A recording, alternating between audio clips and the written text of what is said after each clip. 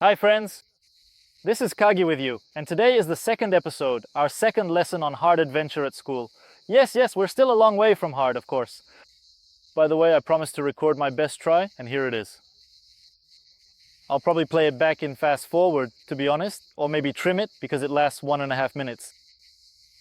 In summary, doing it on deflated tires with a dip is super easy. I need to keep practicing, start doing it without the dip, then move on to a completely flat surface, maybe even asphalt, and eventually, of course, stop using deflated tires, because when you let the air out of the rear tire, it becomes super easy. Sometimes it feels like you've just buried the swing arm in the ground. I hope that over this past week, or even two, you managed to get some practice in. There was no episode of Saryanshin last week. I actually filmed it, but the autofocus on my camera decided that, well, there was no need to be in focus. So basically, I'm reshooting this episode again. So as you can see, the Tenere is standing back there a bit lower down, which means there's some kind of hill here. And yes, you've probably already guessed from the title, today we're going to practice clutch control. What is clutch control? It's a skill that allows you to quickly and clearly understand where the friction zone is, where your clutch starts to engage, and how to use it. Why do you need this? For example, if you're riding uphill and you get truly stuck so that if the hill is sloping quite steeply this way, you ultimately end up positioned precisely like this.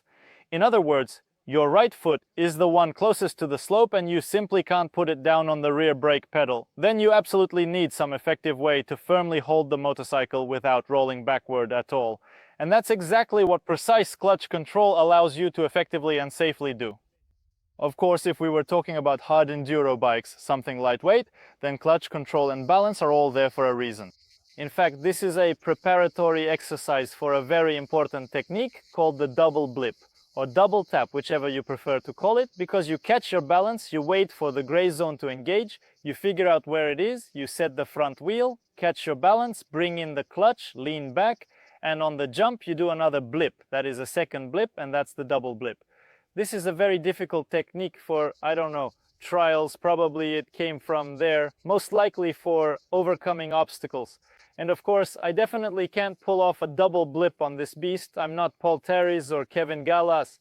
You can of course check them out. They recently rode at Romaniacs on a prologue. But for me, it's also useful to feel where exactly the clutch bites, because there really are moments when you need to roll back down a hill in a controlled way.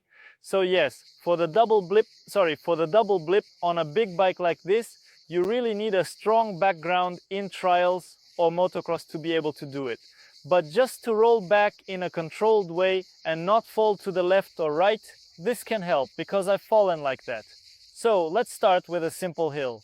The first exercise. We lift the bike, stop. For now you can just stop using the brakes, and gradually releasing the clutch and finding the gray zone, we go backward. It's more convenient not to drag your feet, but to step them back in a checkered pattern. Let's give it a try. The hill here is pretty decent. I wouldn't say it's small, but I wouldn't call it big either. Over there, closer in that direction, it definitely gets steeper. In first gear, I really should have taken my foot completely off the pedal, and here we are, we've gently rolled up to this point. Now I am carefully holding the brake in first gear, slowly and deliberately releasing the clutch pedal, feeling very precisely for that exact moment when it truly starts to catch. There, right at this very instant, I've completely let go of the brake. As you can clearly see, my foot is entirely off the pedal as well. Now I am standing firmly on the clutch, and then I gently and smoothly press it in. If I were to let it out too quickly, I would inevitably roll back down the incline. So you absolutely need to learn to do this very smoothly and with great control.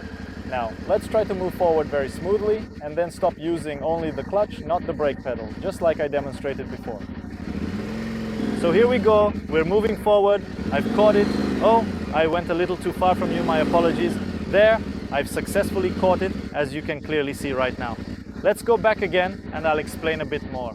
I am approximately 1.78 meters tall, which is about 5 feet 10 inches. So I can just about reach the ground comfortably, which naturally makes this particular maneuver a bit easier for me to execute. By the way, I specifically mentioned my height because there was a small, somewhat hidden trench right here, which could have caused an issue. Let's turn it off completely so the fan doesn't keep running unnecessarily and making noise. So that's basically the fundamental exercise we're demonstrating. Now we definitely need to proceed to the second part of this demonstration, which will probably require us to move the camera a bit farther away from our current position, primarily because the slope there, where we're heading, is considerably steeper and presents a greater challenge. I will perform this exact exercise on a much steeper incline to unequivocally show you that there's really nothing inherently difficult or overly complicated about it, even under more challenging conditions. If the motorcycle itself is quite tall, you can simply lean a little bit to one side, gently rest on just one foot for stability, and then carefully shift your body weight back like this, stepping not with both feet simultaneously, but rather just with one foot at a time, which provides better balance and control. Now we'll move the camera and I'll explain everything to you. Wow, there are so many rocks here. I hope they won't get in our way. You could easily tip over on these rocks. Alright, I'll just ride up once, slide back down on the steeper slope to get a feel for it, and then we'll do the last exercise, which is interesting and quite something.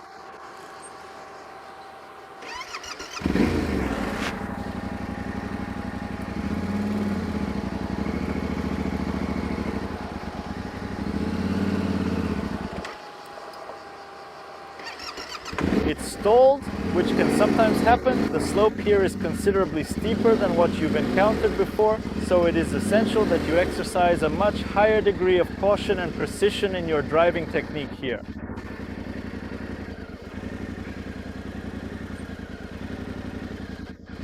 So as you can see, the slope here is steeper, and just using the rear brake isn't enough. I need to open the throttle a bit and keep it steady while controlling everything else with the clutch. There are some rocks and small holes here, so it's not very convenient to control the throttle precisely. If the surface were completely flat, it would be easier, but this is closer to real conditions. You saw that I stalled because there wasn't enough throttle. I need more gas and to work with the clutch. Let's try again.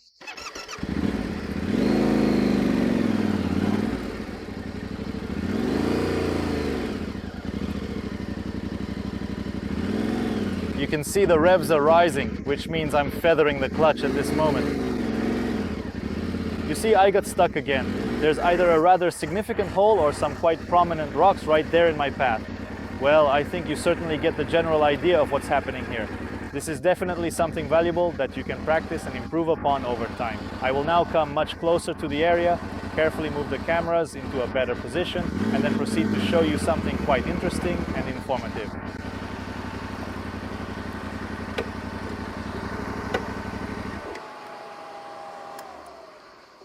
Yes, you can practice this exercise for a long time. It's not my first time doing it, and I still don't get it perfectly right. Not completely smooth.